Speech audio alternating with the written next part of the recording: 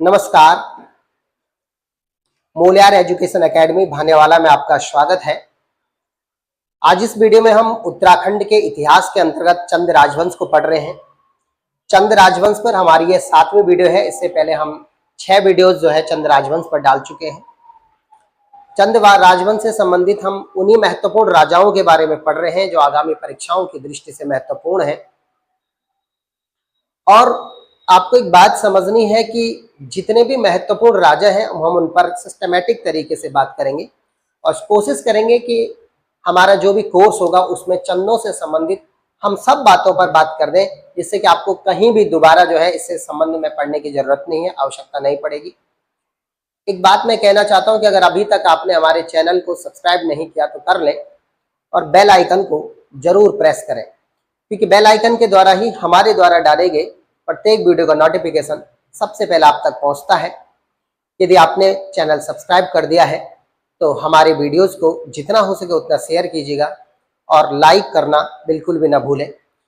तो आज के जो हमारे राजा हैं उनका नाम है त्रिमल्लचंद। लेकिन त्रिमल्लचंद को मैं शुरू करवाऊं, क्योंकि कैसे राजा बने इस पर हम बात कर चुके हैं। एक लाइन में कहना चाहता हूं कि हवाओं से कह दो अपनी औकात में रहे, हवाओं से कह दो अपनी औकात में रहे, हम पैरों से नहीं हौसलों से चलते हैं। आइए इसी कोटेशन के साथ शुरुआत करते हैं त्रिमल्लचंद को। हमारे जो आज के शासक हैं उनका नाम है क्या? त्रिमल्लचंद। कैसे राजा बने उसके लिए आपको पिछली वीडियोस देखनी है। अगर मैं त्रिमल्लचंद के दौर की बात करूं तो इनका जो समय पीरियड था वो था 1625 से और 1638। क्या किया इनके समय, क्या महत्वपूर्ण काम है? एक तो सबसे पहला काम, इनके जो विरोधी थे सुखराम कार्की को मार दिया, विनायक भट्ट की आंखें निकलवा दी और पीरू गोसाई जो है वो उसने आत्महत्या कर दी। उसे दौड़ा दौड़ा के भगाया और उसने आत्महत्या कर दी।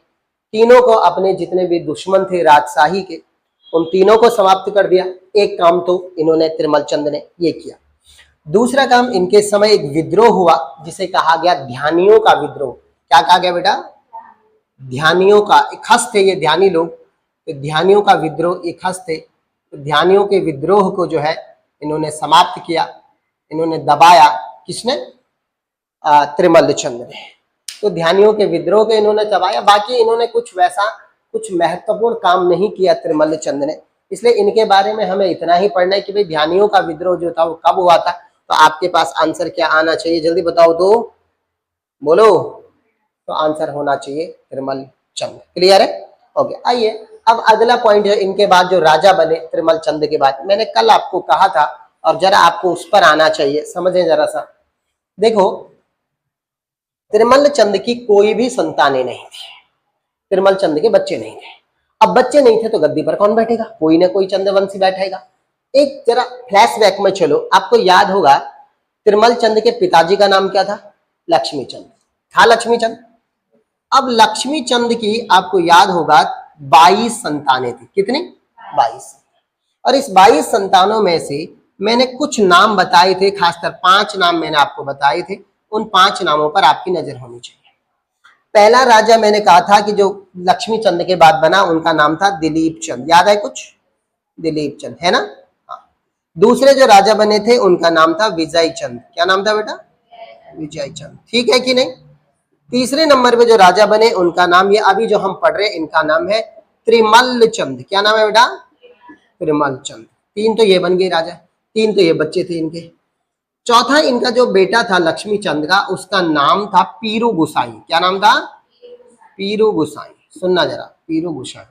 मैंने कल कहा था आपको कि गोसाई उन्हें कहते थे जो राजकुमार राजा नहीं बन पाते थे, उन्हें हम गोसाई या लल्ला भी कहा जाता था। और 5वें नंबर पे जो व्यक्ति थे उनका नाम था नीला गोसाई, या नीलू, जो भी बोलो आप, नीला गोसाई। ये मैंने कल बात करी थी कि नहीं? दिलीप चंद राजा बने। जब विजय चंद राजा बने, कल मैंने आपको बताया था कि जब विजय चंद राजा बने तो ये एक विलासी शासक थे और इनके समय 3 जो त्रिमूर्ति थे, 3 ऐसे लोग थे जिनका इनके शासन पर अधिकार था। उनमें से मैंने उन तीनों का नाम आपको कल बताया था। आपको यहाँ पे मैं इंट्रोडक्शन के लिए लेकर के आता हूं। उनमें तीनों का नाम था, पहला था सुखराम कार्की। क्या नाम था बेटा? सुखराम कार्की। दूसरे व्यक्ति का नाम था विनायक भट्ट। क्या नाम था? विनायक भट्ट। ठीक है। विनायक भट्ट, ठीक हो गया। अब तीसरे व्यक्ति का जो नाम था वो था यही पीरू गोसाई। क्या नाम था बेटा? पीरू गोसाई, है ना। ये हम कल बात कर चुके, पीरू गोसाई। इन तीनों को त्रिमूर्ति कहा गया। इनका पूरा अधिकार था विजय चंद के शासन प्रबंधन पर, क्योंकि ये बंदा अयोग्य शासक था और विलासी शासक था। अब जब इन तीनों का अधिकार था, समझना जरा सा, तो इन्होंने क्या करा, सुखराम कार्की ने विजय चंद की खाने में जहर मिलाया और विजय चंद को मार दिया। जब विजय चंद को मारा तो इस विजय चंद को इनके द्वारा मारे जाने का विरोध किया नीला गोसाई ने। किसने किया बेटा? नीला गोसाई ने विरोध किया। तो इस सुखराम कार्की ने क्या किया, इस नीला गोसाई के दोनों आंखें फोड़ दी, अंधा कर दिया, तो खत्म हो गया बंदा। अंधा कर दिया तो खत्म हो गया, किसी काम का नहीं, नीला गोसाई काम। और जो था ये जो तिरमल चंद था वो भाग गया, और वो भाग के आया गढ़वाल, याद होगा आप। और गढ़वाल में उस समय शासक थे श्याम शाह, वो श्याम शाह के शरण में आ गया। फिर श्याम शाह की मदद से आपको याद होगा तिरमल चंद गद्दी पर बैठे। ये मैं कल वाली वीडियोस में आपको बता चुका हूँ। तिरमल चंद गद्दी पर बैठे, उन्होंने 1625 से और 1638 तक शासन किया। किसने? तिरमल चंद, है कि नहीं। अब जो है जब तिरमल चंद की ये स्थितियां बनी, तो याद होगा मैंने अभी कहा कि तिरमल चंद ने इन तीनों को, सुखराम कार्की को, विनायक भट्ट को और पीरू गोसाई, इन तीनों के तीनों अपने विरोधियों को मार दिया, है ना। ये तो बेचारे ने आत्महत्या कर दी, इन दोनों इसकी आंखें फोड़ दी, इसको मार दिया, एक प्रकार से तीनों खत्म कर दिया उसे, है या नहीं। इस बंदे ने 25 से 38 तक राज किया। राज करने के बाद जब जो है ये बंदा बुढ़ा हो गया, तो इसे ये लगा कि अब मुझे अपना उत्तराधिकारी चुनना है। मगर उत्तराधिकारी चुने किसको, क्योंकि खुद का तो बच्चा ही नहीं है। तिरमल चंद की कोई संतानें नहीं थी। सुनना जरा, पीरू गोसाई जो भाई था वो भी मर गया, उसने आत्महत्या कर दी। अब बचा हुआ नीला गोसाई जिसकी आंखें फोड़ दी। अब इसका एक बेटा था, जिस बेटे का नाम था बाज चंद या बाजा चंद। क्या नाम था बेटा? चंद नहीं बोलेंगे अभी, बाजा गोसाई। क्या नाम था बेटा? बाजा गोसाई। क्लियर हो कि नहीं? नीला गोसाई के बेटे का नाम था बाजा गोसाई। क्या नाम था? बाजा। और यही बाजा गोसाई को तिरमल चंद ने क्या किया, अपना उत्तराधिकारी नियुक्त किया। यानी अब नेक्स्ट जो राजा बनेगा वो बाजा गोसाई बनेगा, मगर अब वो गोसाई नहीं, उसका नाम होगा बाज चंद या बाजा चंद। अभी बस इतना ही बोलेंगे हम, लेकिन इतिहास में इन्हें बाजा चंद या बाज चंद के नाम से नहीं जाना जाता है।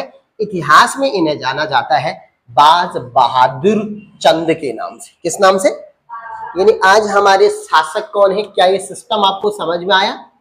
हमारे शासक हैं आज के बाज बहादुर चंद। अब आपके दिमाग में एक बात आ रही होगी, सर एक बात बताओ, राजा का नाम है बाज बहादुर चंद, लेकिन आपने कहा उसका नाम तो बाजा गोसाई था, तो उसका नाम बाजा चंद होना था या बाज चंद होना था? बाज या बाजा जो कुछ आप बोलते, तो राजा बनना था उसने बाज चंद के नाम से, बना ही बाज चंद के नाम से राजा था। लेकिन बाद में मुगल शासक शाहजहां ने कैसे क्या क्या वो परिस्थिति में बाद में बात करूंगा, शाहजहां ने उसे बहादुर की उपाधि दे दी, और इस कारण जो है उस बंदे का पूरा नाम हो गया बाज बहादुर चंद। क्या एक एक कहानी समझ में आ रही? कोई दिक्कत है? देखो एक चीज समझो, जो भी मैं पढ़ा रहा हूं उसे आपको समझना है और घर में जाके इसकी प्रैक्टिस करनी है। एक लाइन फिर आपको याद रखनी है कि जितना अभ्यास करोगे उतना चमकोगे। 100% जितना अभ्यास करोगे उतना चमकोगे, इस बात को याद रखो। और यही आपको एक लाइन याद आ रही होगी कि लिखा हुआ है कि करत करत अभ्यास ते जड़मति होत सुजान, रसरी आवत जातते सिल पर पड़त निशान। कितना जबरदस्त लिखा हुआ है। करत करत अभ्यास, अभ्यास जितना आप करोगे, मैंने कहा उतना चमकोगे। इस लाइन में क्या लिखा हुआ कि करत करत अभ्यास थे, जड़मति माने मूर्ख, जड़ बुद्धि, जड़मति हो तो सुजान, सुजान का मतलब स्किल्ड पर्सन, विद्वान। अभ्यास कर करके जड़ बुद्धि आदमी भी क्या हो जाता है, कैसा हो जाता है, विद्वान हो जाता है, सुजान हो जाता है। सुजान का मतलब था विद्वान आदमी। करत करत अभ्यास होते जड़मति होते सुजान, और रसरी आवत जाते थे। किस प्रकार? जिस तरह कुआं देखा आपने, कुआं, अब कुएं में नीचे बाल्टी होती है, अब वो कुएं के खींचो, ऊपर नीचे डालो, फिर वो बाल्टी को आप ऊपर खींचो, वो लगातार बाल्टी ऊपर आती, कुएं से उलिक आती, तो उन कुएं की दीवारों पर वो रस्सी बार बार टकराती है। तो रस्सी है वो, रस्सी की कोई औकात नहीं है पत्थर के सामने, लेकिन तब भी रस्सी बार बार जो है जब पत्थर पर टकराती है तो क्या बोला, रसरी आवत जातते, आवत जातते, रसरी आ रही है जा रही है, तो रसरी आवत जातते, सिल मन पत्थर पड़त निशान, यानी पत्थर पर भी निशान बन जाते हैं। तो एक लाइन अपने दिमाग में याद रखो, जितना अभ्यास करोगे उतना चमकोगे। और जो पढ़ा रहा हूं उसे घर में जाकर के जरूर अभ्यास करो, ठीक है। ऑनलाइन वाले घर ही पे हैं या कहीं भी पढ़ रहे, तो जरूर अभ्यास करें। पिछले वीडियोस को बहुत सिस्टमेटिक देखा। कोई आदमी होगा जो आज ही से वीडियो हमारे देख रहा है, तो हमारे यूट्यूब चैनल पर जाकर के, जो कि मोलियार एजुकेशन एकेडमी के नाम से ऑनलाइन प्लेटफॉर्म हमारा, उस पर जाओ, प्लेलिस्ट में जाओ, वहां हमने अलग अलग प्लेलिस्ट बनी हुई है। उनमें आपको जाकर के देखना है कि उत्तराखंड का चंद राजवंश का इतिहास, उसमें 6-7 वीडियोज अभी हुई है, आप उन्हें देखो तो एक सिस्टमेटिक आपको समझ आए। मैं कोशिश कर रहा हूं कि इन पूरा जो इतिहास हम पढ़ रहे हैं इसको मैं कॉम्प्लिकेटेड ना बनाऊं। हाँ, बहुत मुश्किल है उत्तराखंड का इतिहास, बहुत कॉम्प्लिकेटेड है, तो मैं चाह रहा हूं कि उसको जितनी भी चीजों को मैं इकट्ठा करके आपको एक सिस्टमेटिक तरीके से, उसे आपको पढ़ने में आसान हो जाए, आपको चीजें याद हो जाए। ठीक, अब इधर जरा आपका ध्यान होना चाहिए। तो अब बाज बहादुर साहब जो है गद्दी पर बैठे। इनका समय पीरियड कितना था? 1638 से लेकर के और 78 तक जो है इनका समय पीरियड रहा। 1638 से लेकर 78। अब इनका पहले जरा इधर जरा देख लीजिएगा, इस मैप पर आपकी नजर होनी चाहिए। जरा मैं आपको बताना चाहता हूं कि जब बाज बहादुर गद्दी पर था तब उस समय उत्तराखंड के हिस्से में, भारत के हिस्से में किस तरीके की राजनीतिक व्यवस्था थी। जब यहां बाज बहादुर चंद जो था वो गद्दी पर बैठा हुआ था कुमाऊं में, चंद्रवंश में, तब गढ़वाल में 2 लोग शासन कर रहे थे। यानी सबसे पहला शासन रानी कर्णावती का, कब से कब तक? 1635 से 35 से और 40 तक, 34 से 40 तक, सॉरी 34 से 40 तक, यानी 34 से 40 तक तो कर्णावती रहे। और कर्णावती के बाद उनका बेटा पृथ्वीपति शाह, वो बड़ा हो गया, वो तो संरक्षिका थी, वो बड़ा हो गया, तो उसके बाद पृथ्वीपति शाह का शासन आया।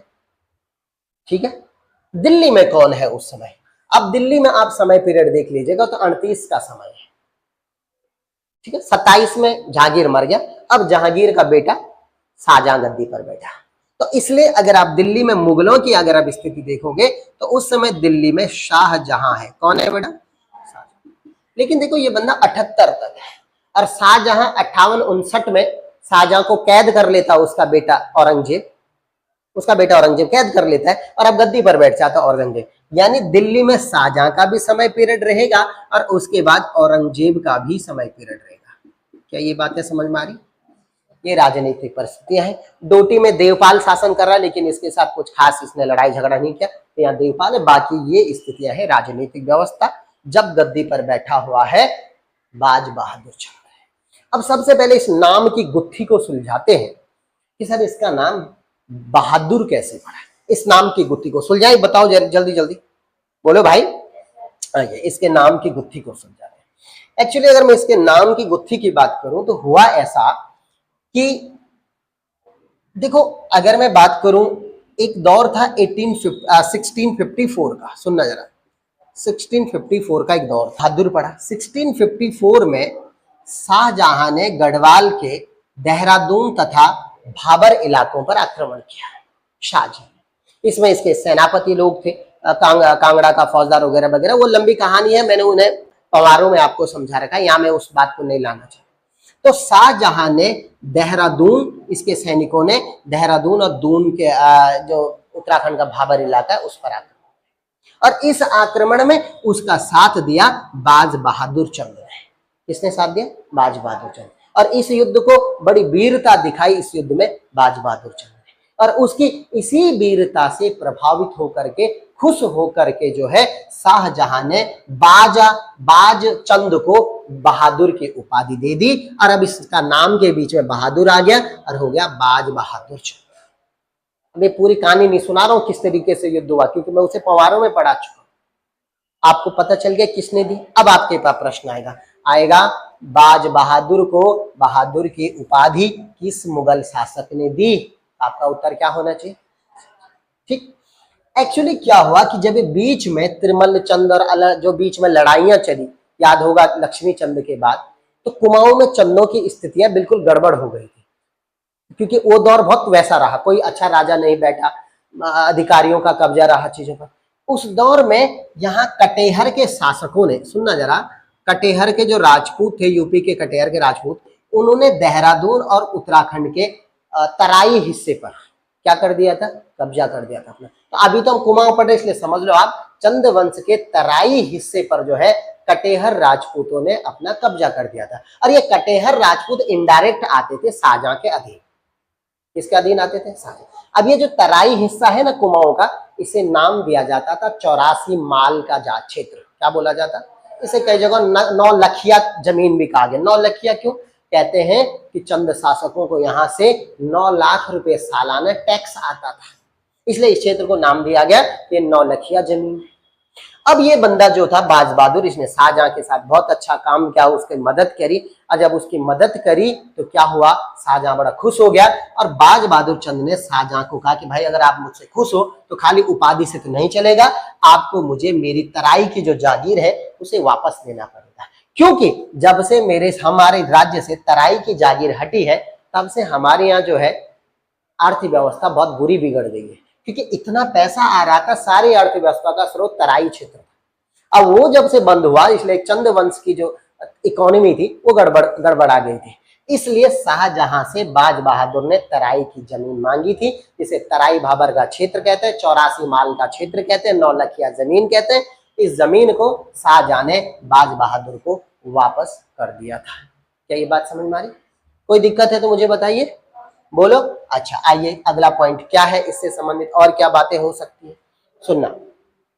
अब आइए औरंगजेब पर, क्योंकि शाहजहां तो मर गया ना शाहजहां। अब कब मरेगा शाहजहां, इस पर भी थोड़ा सा आपको समझना पड़ेगा। सुनना, अभी पहले औरंगजेब पर आते हैं, पर थोड़ा समझो। एक्चुअली में शाहजहां जब दिल्ली की गद्दी पर था तो 1856-7 के दौर में उसके थे 4 बच्चे। शाहजहां के कितने बच्चे थे बेटा, सुनना जरा, शाहजहां के थे 4 बच्चे। उन 4 बच्चों में बड़े वाले का नाम था दारा शिकोह। क्या नाम था बेटा, दारा शिकोह, सबसे बड़े वाले का नाम था। उसके बाद वाले का नाम था मुराद। क्या नाम था, मुराद। उसके बाद औरंगजेब, ऊपर नीचे हो सकता पर यही है मुझे लग रहा है, औरंगजेब। और चौथे बेटे का नाम है शाह शुजा, मुझे लग रहा है सेकंड में ना हो, शाह शुजा। 4 बच्चे थे।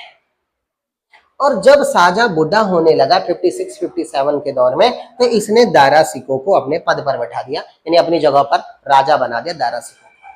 इस बात को लेकर के इन चारों भाइयों में जो है युद्ध हो गया कि भैया दारा शिकोह ही क्यों, हम तीनों में से कोई और क्यों नहीं, दारा शिकोह ही क्यों बैठाया गया, क्यों, इसके बारे में इंडियन हिस्ट्री पर हम बात करेंगे।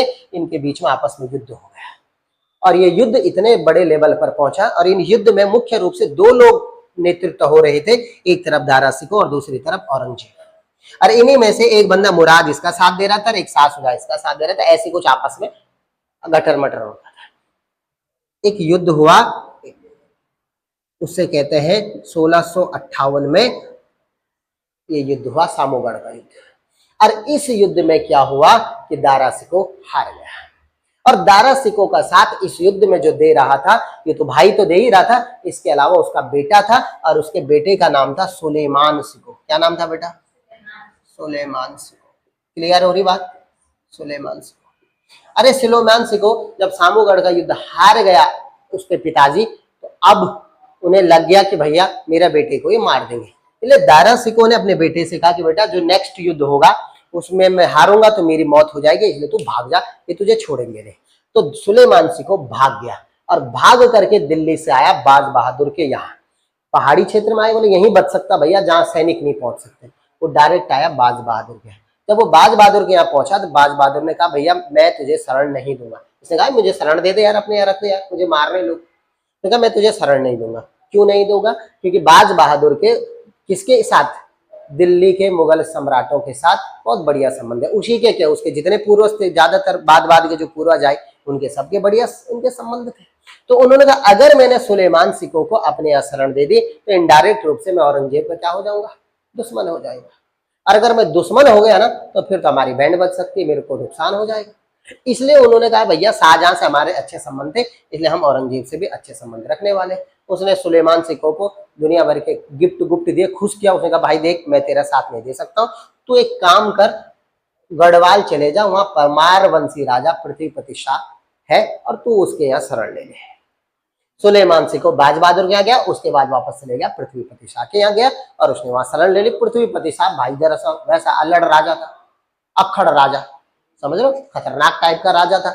उसने कहा देख तू मेरे शरण में आ गया तो अब मैं तुझे शरण दूंगा, चाहे इसके लिए मुझे औरंगजेब के साथ युद्ध क्यों ना करना रहे। इसलिए शरण दी पृथ्वीपति शाह के। अब यहाँ क्या कहानी हुई वो मैं आपको पवारों में पढ़ा चुका हूँ। प्रश्न क्या आएगा, किस चंद वंश के राजा के शरण या दरबार में सुलेमान सिको ने शरण ली थी? आपका उत्तर होना चाहिए, बोलो भाई। आपको समझ रहा है ना कि बाज बहादुर चंद मुगलों के साथ किस तरीके का संबंध रख रहे हैं? कोई दिक्कत है बताओ। आइए आगे बढ़ते, और क्या संबंध रहे इनके मुगलों के साथ, देखो जरा। एक्चुअली हुआ ये कि समझना जरा, एक्चुअली हुआ ये कि जब औरंगजेब गद्दी पर बैठ गया तो उसने हिंदुस्तान में टैक्स लगाया जिसका नाम था जजिया। क्या नाम था बेटा? अब जजिया का इसने नहीं लगाया था, शुरुआत तो बहुत पहले हुई।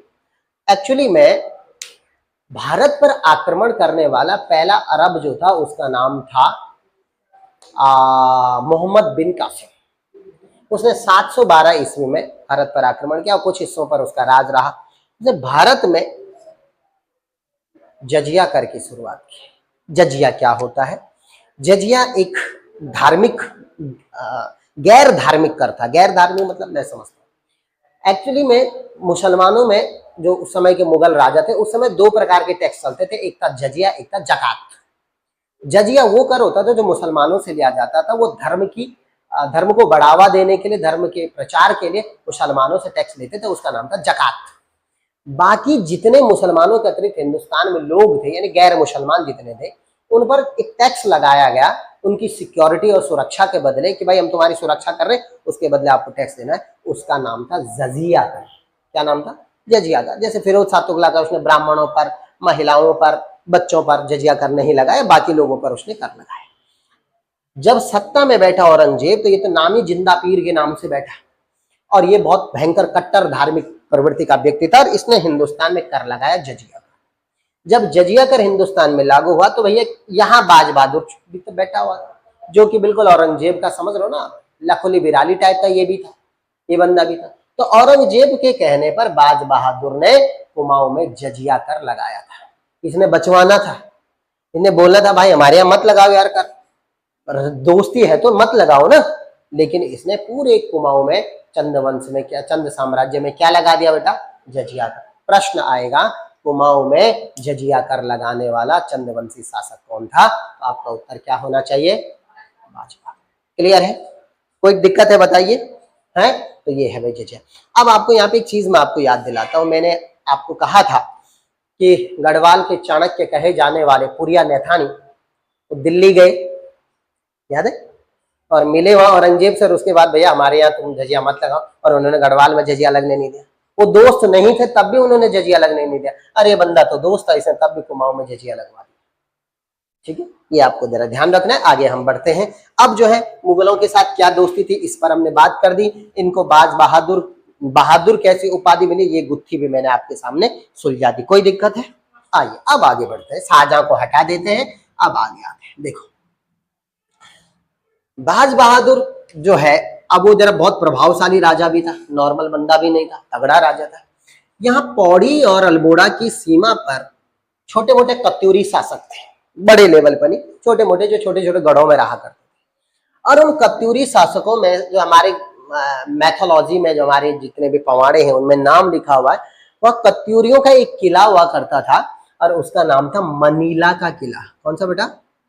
मनीला का किला। आया समझ में? कहां पे था? अल्मोड़ा और पौड़ी की सीमावर्ती पर था, अल्मोड़ा की तरफ मनीला का किला। बाज बहादुर ने क्या करा? मनीला के किले पर आक्रमण किया और उसे कब्जे में ले लिया, मनीला के किले का। जब उन्होंने कब्जे में लिया तो जो है कत्यूरियों को वहां से भागना पड़ गया। अब वो भागे तो कहां आए? अल्मोड़ा से पौड़ी के क्षेत्र में आ गए। पौड़ी मतलब आप ये समझ सकते हो गढ़वाल के पूर्वी क्षेत्र में आ गए, पूर्वी क्षेत्र, क्योंकि ये पूर्व हो गया और ये पश्चिम है या नहीं, तो पूर्वी क्षेत्र में आ गए। और यहाँ आए, यहाँ वो आकर के लूटपाट मचाने लगे बड़े लेवल पर। सुनना, एक एक कहानी समझो जरा। ये लूटपाट मचाने लगे पौड़ी के क्षेत्रों में। जब ये वहां पौड़ी के क्षेत्रों में पूर्वी जो हमारा गढ़वाल का क्षेत्र है उस क्षेत्र में जब ये लूटपाट मचाने लगे तो उस क्षेत्र में थोकदार जो हुआ करता था, थोकदार, उसका नाम था भूप सिंह गोरला। क्या नाम था बेटा? भूप सिंह गोरला। सुनना जरा, ये गोरला साहब थे। अब इनका कर्तव्य बनता है कि हम अपनी जनता से, इन कत्यूरियों से रक्षा करें जनता की, ऐसा कर्तव्य बनता है कि नहीं। इस वजह से भूप सिंह गोरला और कत्यूरियों के बीच में तगड़े लेवल पर युद्ध हुआ। ये इस युद्ध में भूप सिंह गोरला साहब हार गए और इनके साथ ये तो खुद खत्म हुए, ये वीर गति को प्राप्त हुए, इनके साथ इनके 2 बेटे भी वीरगति को प्राप्त हुए। एक बेटे का नाम था भगतु, क्या नाम था बेटा? भगतु। और दूसरे बेटे का नाम था परथवा, क्या नाम था बेटा? कई जगह परथवा लिखा हो, कई परथवा लिखा हुआ। एक का नाम भगतु, दूसरा नाम परथवा। ये 2 बच्चे भी इनके साथ शहीद हो गए, खत्म हो गए। अब बहुत तगड़े लेवल पर जो है क्षेत्र में उत्पात मचा रहे कत्यूरी लोग। तो अब क्या होगा? ऐसी परिस्थिति में भूप सिंह गोरला की 15 साल की बिटिया ने सेना की कमान संभाली। किसने बेटा? 15 साल की उनकी बिटिया थी, और उस 15 साल की बिटिया का नाम था तीलू रौतेली। क्या नाम था बेटा? तीलू रौतेली। ये देखो, इन्होंने कमान संभाली। यानी अब हमारी हिस्ट्री थोड़ा तीलू रौतेली की तरफ मूव कर देती है। कमान किसने संभाली? तीनों। उम्र कितनी है? 15 साल। तीलू रौतेली ने क्या किया कि अपनी सेना इकट्ठी करी। इसने गढ़वाल में असवाल, रावत, सजवाण और एक और जाति थी नेगी, इन 4 जातियों को इकट्ठा किया और उसके बाद अपनी सेना को सुदृढ़ किया। और इसके बाद तीलू ने क्या किया कि मोर्चा खोल दिया कत्यूरियों के विरुद्ध। आपको जानकर हैरानी होगी कि 15 से 22 साल के बीच, यानी करीब करीब कितने साल होते हैं? 7 साल। इन 7 सालों में 7 5 12 22 साल की 15 से 22 साल की जब उनकी उम्र थी, उस बीच उन्होंने कत्यूरियों से टोटल 7 युद्ध लड़े। कितने बेटा? और आपको जानकर ये भी हैरानी होगी कि 7 के 7 युद्ध ये लड़की जीत गई थी, तीलू रौतेली जीत गई थी। इतनी वीर, इतनी साहसी थी। इसीलिए तीलू रौतेली को क्या कहते हैं? हम कहते हैं ये गढ़वाल की झांसी की रानी है। हम कहते हैं ये गढ़वाल की जॉन ऑफ आर्क है, या आर्क ऑफ जॉन है। क्या बोलेंगे? John of arc. ये जॉन ऑफ आर्क कौन है बेटा? पहले तुलना क्यों की गई है भाई? जॉन ऑफ आर्क जो है ये फ्रांस की एक बहुत बड़ी वीरांगना थी, जिनका बहुत बड़ा योगदान रहा फ्रांस में, तो इसलिए उनकी तुलना यहां तीलू से की गई है। देखो, दुनिया में ऐसी कोई भी वीरांगना नहीं रही जिन्हें 15 से 22 साल में 7 युद्ध लड़े। ऐसी कोई नहीं, एकमात्र तीलू, और 7 के 7 युद्ध जीते। समझ रहे कि नहीं? और 7 के 7 युद्धों को जीतकर उसने कत्यूरियों को तहस नहस कर दिया। थोड़ा सा तीलू ने कैसे युद्ध लड़ा उन पर भी जरा बात करते हैं, आइए समझना जरा। देखो, तीलू ने सबसे पहला जो युद्ध लड़ा कत्यूरियों के विरुद्ध, उसका नाम क्या था बेटा? उसका नाम था खैरागढ़ का युद्ध। कौन सा युद्ध? खैरागढ़ का युद्ध। पहला युद्ध था, उसने, वहां जगह खैरागढ़ पड़ता है, और उसने खैरागढ़ के युद्ध में कत्यूरियों को हरा दिया। पहला युद्ध। उसके बाद एक युद्ध उसने लड़ा विलड़ का युद्ध। बहुत फेमस युद्ध था, मैं 2-3 युद्धों के बारे में बता रहा हूं। उस युद्ध का नाम था विलड़ का युद्ध। ये युद्ध इसलिए महत्वपूर्ण था, जीता तो 7 के 7 थे, लेकिन इसमें तीलू को बहुत नुकसान हुआ। उसकी 2 वीरांगना सहेलियां थी, एक का नाम था वेलू और दूसरा का नाम था देवली। और इस दोनों के दोनों जो उसकी सहेलियां थी, वीरांगनाएं, वो शहीद हो गई। ये है पहाड़ की नारियां, ये इसको बोलते हैं भाई। ये देखो, आप कितनी छोटी सी उम्र में देखो, है ना? इसीलिए कहते हैं पहाड़ की जो नारियां होती है वो बहुत मजबूत और बहुत बहादुर होती है। तो वेलू और देवली मारी गई। ये एक महत्वपूर्ण युद्ध रहा। एक और युद्ध महत्वपूर्ण रहा जिसे कहते हैं सराय खेत का युद्ध। क्या कहते हैं बेटा? सराय खेत का युद्ध। इसमें भी थोड़ा सा नुकसान हुआ। किसको? तीलू को, क्योंकि इस युद्ध में उसकी घोड़ी बिंदुली मारी गई है या नहीं? बोलो भाई। उसकी घोड़ी बिंदुली जो है वो सराय खेत के युद्ध में मारी गई। तो जीत रही है, सारे के सारे युद्ध जीत रहे।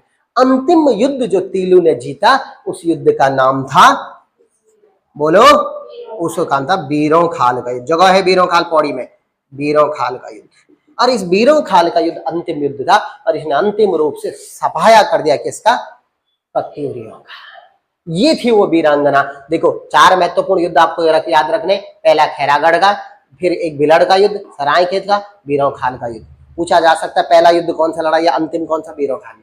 इस बीरों खाल युद्ध के जीतने और उनकी वीरता को सम्मान देते हुए सरकारों ने वहां बीरों खाल में तीलू रौतेली की प्रतिमा बनाई गई है। पूछा गया पेपर में, बीरों खाल की तीलू रौतेली की प्रतिमा कहाँ थी? तो आपका आंसर होना चाहिए, कहाँ है? तो आंसर होना चाहिए बीरों खाल। क्लियर? बोलो।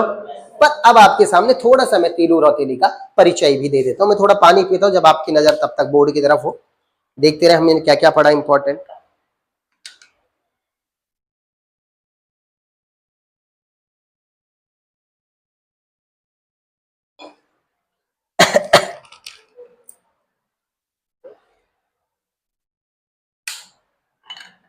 देखो अब आइए, तीलू रौतेली कौन थी भाई? पिता का नाम आपने सुन लिया, भूप सिंह गोरला साहब थे, है ना।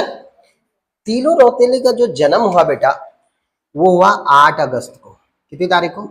इसलिए उनकी जो वो मनाई जाती है ना, उनका जो वीरता दिवस मनाया जाता है 8 अगस्त को। कितनी तारीख को? 8 अगस्त 1661 को इनका जन्म हुआ। ठीक है। अच्छा, कहाँ हुआ?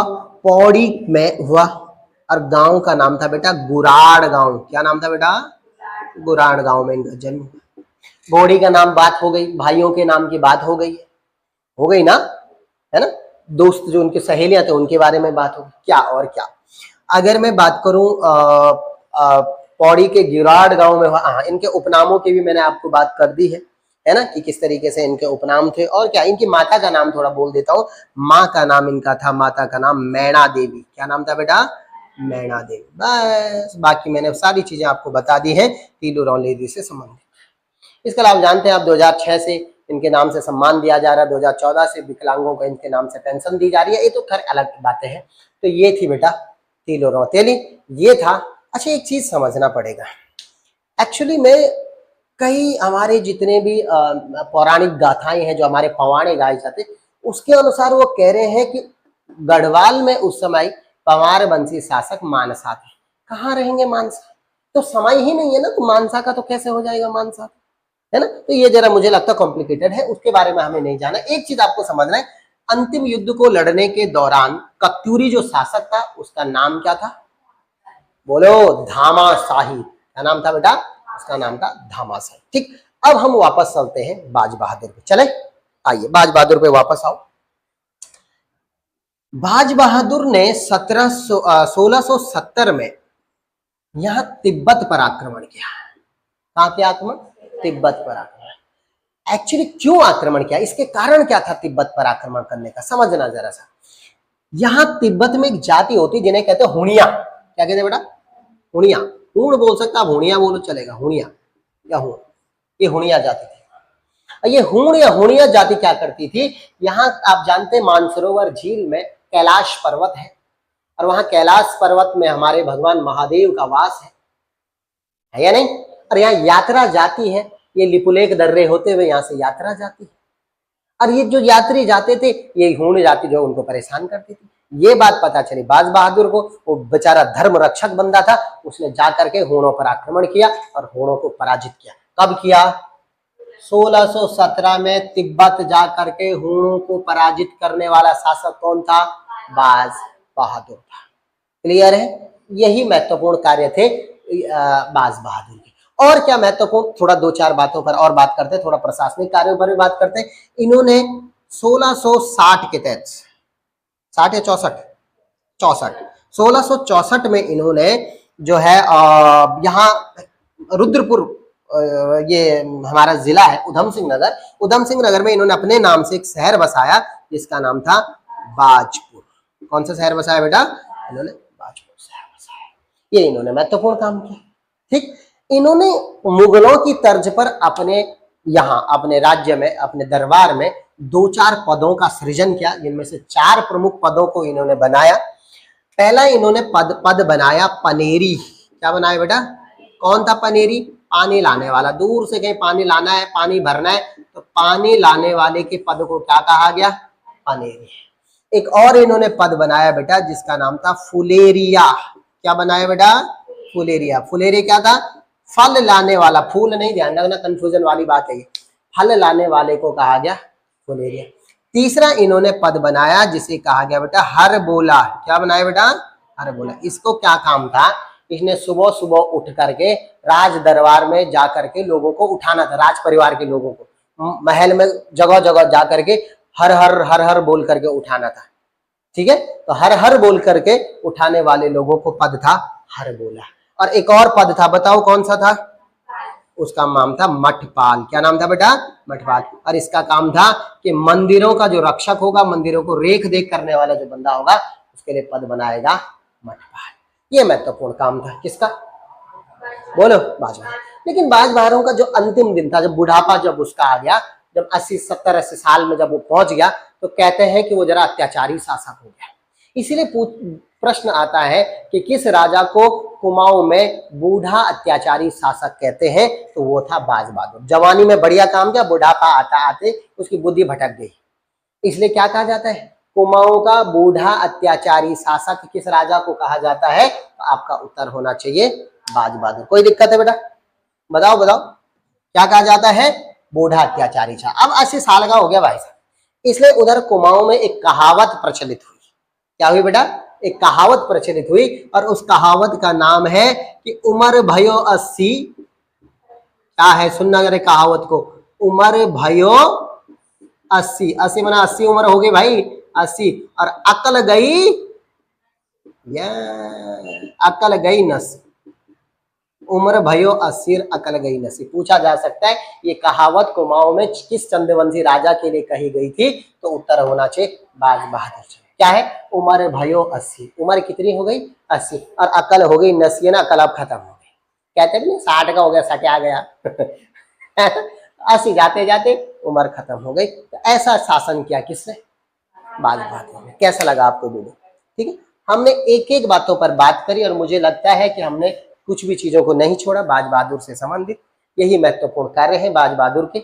और इसके बाद हम नेक्स्ट राजा पर बात करेंगे। आप लोगों को ये वीडियो कैसा लगा हमें कमेंट सेक्शन में जरूर बताएं, और क्योंकि मैं आप बार बार कहता हूं कि आपके द्वारा दिया गया कमेंट मुझे और भी अच्छे और बेहतर तरीके से कार्य करने के लिए प्रोत्साहित करता है, और भी अच्छा कार्य करने के लिए।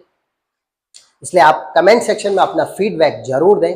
हाँ, जिन्होंने अभी तक भी हमारा चैनल सब्सक्राइब नहीं किया कर लें, और जिन्होंने कर दिया है वो हमारे वीडियोस को लाइक करें, और जितना हो सके उतना सब्सक्राइब करें। धन्यवाद।